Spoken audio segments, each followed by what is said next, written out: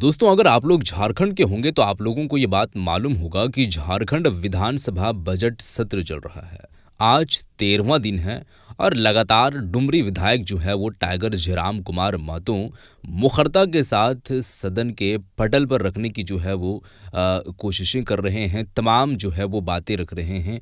जहां पर भी जो घटनाएं हो रही है वो घटनाओं को तुरंत त्वरित कार्रवाई की मांग करते हुए वहां पर पटल पर रखने की कोशिश कर रहे हैं और रख भी रहे हैं। उसके बाद देश में और भी जो अन्य समस्याएं उन सब सारी समस्याओं को लेकर के बात बोल रहे हैं, मांग रख रहे हैं और मुद्दा वो लगातार जो है वो उठाते जा रहे हैं। इस बीच बड़ी खबर आ रही है, आज जो सदन के अंदर में बहस हुई और जो मुद्दा वो उठाए हैं वो सिंचाई संबंधित से रिलेटेड में है, संबंधित से रिलेटेड डैम को लेकर के जो कुछ भी बातें कहे हैं मैं आप लोगों को सीधे तौर पर वीडियो की ओर लेकर के चलते हैं।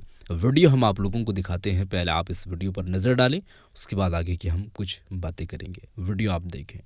आज जब जल संसाधन के बजट पे चर्चा हो रही है तो निसंदेह इस राज्य के किसान एक आशा भरी दृष्टि से देख रहे हैं। अच्छा। और इस देश के 5वें प्रधानमंत्री माननीय चौधरी चरण सिंह कहा करते थे कि देश के किसानों, एक नजर रखना खेत खलिहान पर और दूसरी नजर रखना लाल किला की मचान पर। लाल किला की मचान का आशय है देश की संसद और राज्य की विधानमंडल से, और उस विधानमंडल में या देश की संसद में जब कृषि संबंधित बजट प्रस्तुत किया जाएगा तो उस समय विशेष नजर रखने की आवश्यकता है। सही। और अध्यक्ष महोदय, अगर मैं बात करूं झारखंड में अगर कृषि योग्य भूमि की बात की जाए तो यह लगभग 30 लाख हेक्टेयर के आसपास है। अच्छा।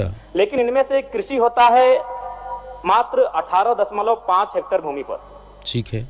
18.5 लाख। और इसमें सिंचाई की अगर व्यवस्था की बात करें तो मात्र 2 लाख हेक्टेयर पर सिंचाई की व्यवस्था है, यानी 9%। जबकि इस देश की औसत राष्ट्रीय औसत है 42.27, यानी इस देश की औसत सिंचाई से हमारे राज्य की जो औसत का सिंचाई है वो काफी कम है अध्यक्ष महोदय। अतः माननीय मंत्री महोदय बैठे हैं, मैं उन्हें कहना चाहूंगा कि निसंदेह योजनाएं जो किताबों में अंकित हैं, जिन योजनाओं पर बजट की राशि को खर्च किया जाएगा, निसंदेह किताबों में बड़ी सशक्त दिख रही है, लेकिन धरातल, चूंकि हमारे अगर राज्य की बात करें तो हमारे राज्य में चांडिल डैम है, कोणार्क डैम है, माइथन डैम है, पांचेत डैम है, तेनुघाट डैम है। लेकिन अगर आज भी देखें अध्यक्ष महोदय तो उन डैमों का जो मैक्सिमम पानी है वो कहीं ना कहीं उद्योग घरानों को जाता है। ठीक है। और हमारे राज्य के किसान इस आशा में हैं कि अगर वो पानी उनको खेतों तक भी जाए तो शायद ये राज्य दूसरी फसल की ओर बढ़ पाएगा। झारखंड अभी फिलहाल वर्तमान में एक फसल पर आधारित, यानी जो बारिश का मौसम होता है, बारिश में जो वर्षा होती है और उससे जो खेती होती है धान की, उसी पर इस राज्य के किसान आत्मनिर्भर है और खेती करते हैं। अगर इस राज्य के किसानों के पास 2 फसल, यानी अगर हम नहरों के माध्यम से, सिंचाई के माध्यम से डैमों का पानी अगर उन तक जाएगा तो संभवतः यह राज्य दूसरी फसल की ओर देखेगा और जो बेरोजगारी की समस्या है, पलायन की समस्या है, कहीं ना कहीं कुछ प्रतिशत उसमें हम अंतर कर सकते हैं और इसे नियंत्रण में ला सकते हैं। सही बात। अध्यक्ष महोदय, मैं एक नई योजना की ओर सरकार का ध्यान आकृष्ट करना चाहता हूं। गिरिडीह की भाल पहाड़ी के पास ब्राकर नदी पर डीवीसी और सेंट्रल वाटर कमीशन के द्वारा एक डैम निर्माण की योजना प्रक्रियाधीन है। इस डैम के बनने से धनबाद, गिरिडीह, जामताड़ा की बड़ी आबादी को पीने का पानी मिलेगा।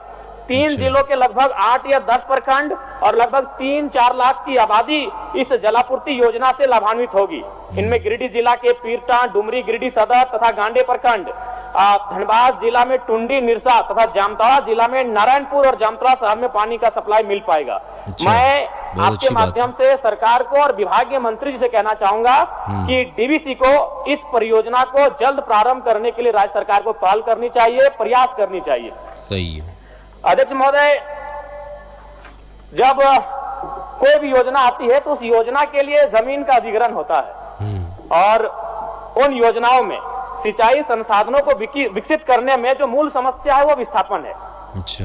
चांडिल के विस्थापित आज भी आंदोलनरत है। विशुनगढ़ ब्लॉक में जो कोणार्क डैम है वहां के विस्थापित भी आज भी आंदोलनरत है। धनबाद से आता हूं, अरूप भैया भी बैठे हैं। माइथन और पंचेत के जो विस्थापित हैं वो भी आज भी आंदोलनरत हैं।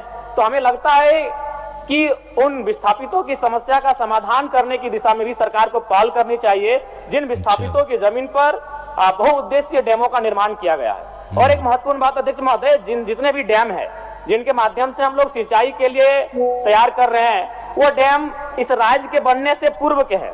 झारखंड राज्य बनने के बाद इस राज्य में एक भी नए डैम का निर्माण नहीं किया गया है। अतः मैं सरकार को संज्ञान देना चाहूंगा, क्योंकि कृषि को उन्नत बनाए बिना इस राज्य के उन्नत की कल्पना नहीं कर सकते हैं। अतः हमें इस राज्य को नए डैमों के निर्माण की ओर बढ़ना चाहिए और वो डैमों का पानी ज्यादा से ज्यादा कृषि के लिए इस्तेमाल में आ सके। मैं ये आपके माध्यम से सरकार को और विभागीय मंत्री को ध्यान आकृष्ट करना चाहता हूँ। चलिए, बहुत अच्छी और सबसे महत्वपूर्ण बात है अध्यक्ष महोदय, 30 सेकंड दे दिया जाए, 30 सेकंड खत्म कर लेंगे। चलिए बोल लीजिए। और सबसे महत्वपूर्ण है कि कोई भी योजना मंत्री महोदय का नेतृत्व है, लेकिन अगर नियत नहीं रहेगी तो किसी भी योजना को हम लोग तैयार नहीं कर पाएंगे। उसका उदाहरण है 1977 में 129 करोड़ रुपए की लागत से शुरू हुई स्वर्ण रेखा बहुउद्देश्य परियोजना अब 15,000 करोड़ रुपए में पूरी होगी। 1982 में 26 करोड़, मात्र 26 करोड़ से शुरू हुई पुनासी जलाशय परियोजना 37 वर्षों के सफर के बाद 800 करोड़ रुपए तक पहुंच गई है। 1985 में 25 करोड़ रुपए की लागत से शुरू किया गया कार्य आज 125 करोड़ से अधिक तक पहुंच गया है। इसलिए मेरा कहना है अध्यक्ष महोदय, समय अवधि में निर्माण कार्य और योजना की जो प्रक्रिया है उसका निष्पादन हो। चलिए, तो ये बात आप लोग सुन चुके हैं दोस्तों। माननीय विधायक जी टाइगर जयराम कुमार महतो इस मुद्दे पर सिंचाई को लेकर के और डैम को लेकर के बात उठाए हैं, मुद्दे उठाए हैं, और ये काफ़ी गंभीरता पूर्वक तरीके से लेंगे तो इस राज्य के जो अगर देखा जाए भूखमरी है और जो ऐसा ही दर बिदर जो है वो दर बदर फिरते हैं, जिनके पास कोई काम नहीं है वो काम मिल सकता है सिंचाई को लेकर। देखिए, इस राज्य के अंदर में 3-4 डैम हैं, जिस डैम का ये नाम जो है वो लिए हैं। कोनार डैम है, मैथन डैम है और टेनू डैम है।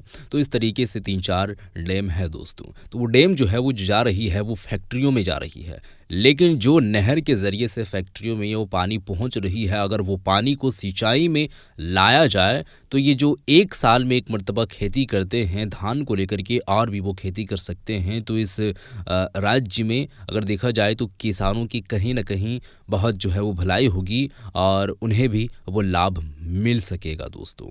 बाकी जो भी बातें कहे हैं वो बातें आप लोग सुन चुके हैं। इस बात पर आप किस तरीके से जो है वो सहमति जताते हैं, आपका विचार क्या है वो ज़रूर बताइएगा। इस नीचे जो है वीडियो नीचे की कमेंट सेक्शन में आप ज़रूर बताइएगा। इस वीडियो को शेयर करते मिलते हैं एक और नई वीडियो के साथ। तब तक के लिए खुदा हाफिज़।